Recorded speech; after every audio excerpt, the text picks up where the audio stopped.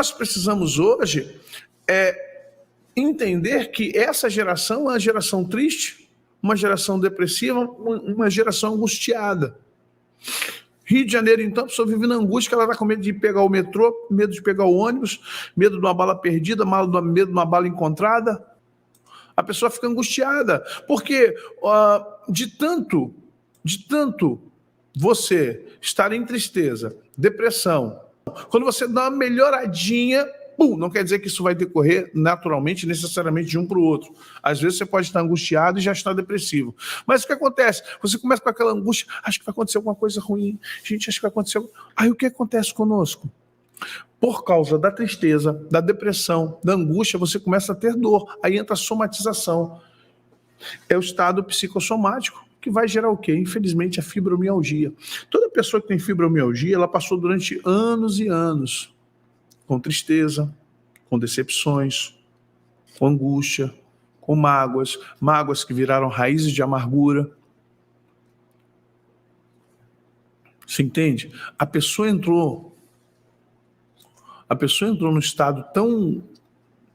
Claro que não vai fazer efeito, depois de um tempo faz mais efeito não, minha filha. Infelizmente. A pessoa entrou num estado de tristeza tão profundo que de repente o seu corpo começa a sentir dores. Aquilo é contagioso. O que estava na alma vem para o corpo. Vocês estão entendendo? O que estava na alma veio para o corpo. E a gente acaba adoecendo, tendo dores musculares, dores nas juntas, nos nervos. E aí você vai ao médico. O que o médico vai para o ortopedista? O que o ortopedista vai te oferecer?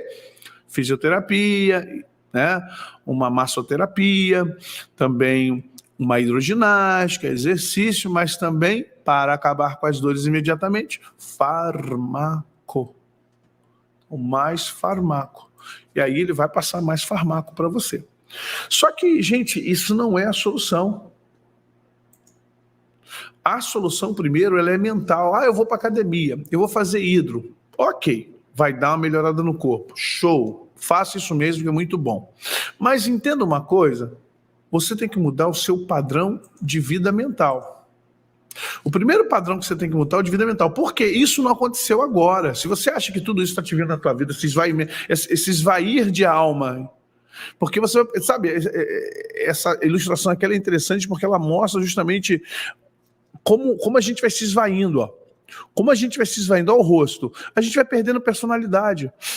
A gente vai perdendo personalidade, vai perdendo, sabe, perdendo a vontade de estar em sociedade, a vontade de estar em festa, a vontade de estar em família. E quando a gente vê, tá vegetando uma vida social. Mas olha só que interessante. Isso não ocorre de um dia para o outro, gente. A gente acha que isso aqui é algo que acontece, mas isso já veio, a maioria de nós já traz isso desde a infância e juventude. É que ninguém notou na nossa casa, olha o problema. Os pais, hoje não, hoje com a internet, com tudo que está acontecendo, a gente tem uma maior preocupação, a gente fica mais de olho, está vendo muita entrevista, muito podcast, muita coisa falando sobre depressão, sobre tristeza, sobre crianças, sobre TDAH, uma série de coisas, então a gente agora está mais preocupado. Mas nos anos do século XX, por exemplo, não importa quais são as décadas, olha só, quando você vem de lá, poucos pais olhavam para o filho, para a filha, e entendia que aquela carinha triste lá na cama, aquele isolamento do adolescente que estava ali no quarto, aquela coisa à meia-noite, à meia-luz, como diz a música como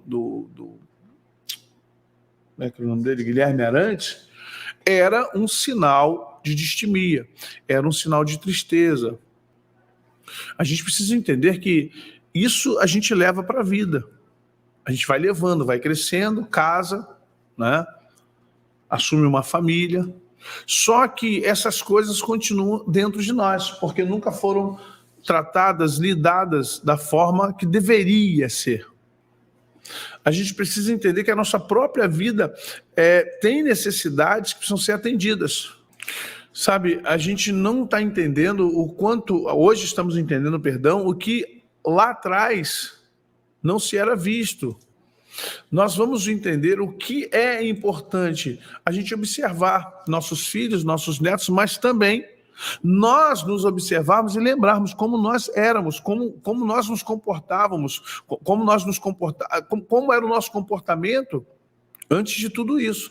E hoje a gente está vendo adolescentes que se fecham ali num celular, eles comem ouvindo o celular, acordam com o celular na mão e ficam fechados num tipo de vida onde o isolamento social é muito grande. Então, essa geração que está chegando agora, esses meninos de 15, 16, 17, 18 anos, nós temos que tomar muito cuidado, porque eles, ao mesmo tempo que são muito comunicativos, são extremamente isolados. Ao mesmo tempo que a gente está vendo essas crianças que são comunicativas, inteligentes, fazem muitas coisas, são multitarefas, elas também terão propensão muito grande ao nível que nós falamos aqui atrás, que é o nível de tristeza, depressão, angústia e dor, mais do que a nossa geração, diga-se de passagem, muito mais do que a nossa geração, se você quer saber. É importante que a gente tenha essa noção, que na infância, na nossa juventude, nós mesmos possivelmente tivemos momentos assim e não prestamos atenção. E quando chega agora na fase adulta, estamos vivendo isso. O que precisamos? E a paz de Deus, que excede todo o entendimento, guardará os vossos corações e os vossos pensamentos em Cristo Jesus. Isso aqui é o início. É o início para tudo isso. E nós precisamos ter esse entendimento que a paz de Deus... Agora, a paz de Deus é um exercício.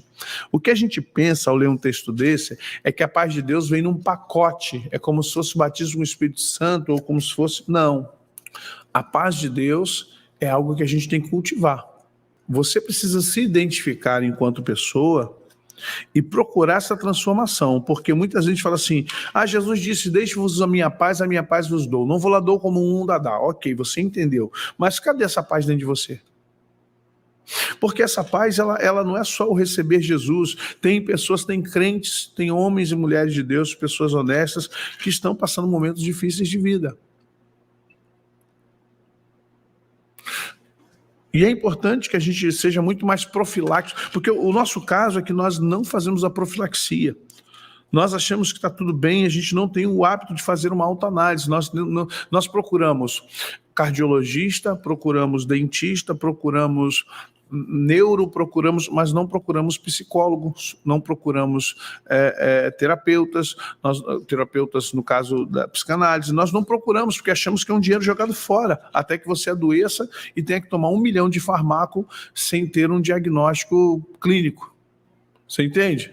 Então não adianta, se você não tem a capacidade... Então, todo mundo no medicamento, todo mundo em 3, 4, tarja preta, tarja roxa, tarja cinza, tarja amarela, tarja vermelha, todo mundo nas tarjas. É fácil sair disso? Não, não é fácil. Não é fácil, claro que não é fácil. Claro que não é fácil, ninguém está dizendo que assim é molinho, mas para você entrar nesse nível da paz de Deus exceder todo o seu entendimento... Para você compreender que a paz de Deus é entendimento, é quando a paz que o Senhor nos dá tem condições de entrar. Não, se alguém hoje pensa que psicólogo é para maluco, eu vou dizer assim, volta para o século XIX, nem para o XX. Porque, preste atenção, que quando a pessoa diz para mim que ir para psicólogo é frescura, eu digo para você, sua ignorância é nível hard. A sua ignorância... Tem maus profissionais? Como em todos os lugares. Tem maus professores, maus médicos, maus policiais, péssimos políticos, e são muitos.